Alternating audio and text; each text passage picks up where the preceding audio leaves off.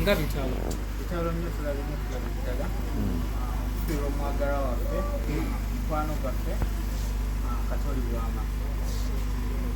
Katoli Bwama abadde alina obulwadde bwa pressure ne sukaali nga bimusumbula okumala akabanga. Bamutwalako konetaki bamulongoosako konekina ku kyenda, so obulamu bwe bubadde nga tukola ki ddagala nga si bulungi. So ekibaddewo bamugye waka ng'azirise, abamuleese bagamba nti abadde azirise. So bagenza omutuusa wano muteekako ebyuma byaffe, omutima nga tegukola ki tegukuba bulungi, entunuusi zonna nga tezikola ki nga tezikuba.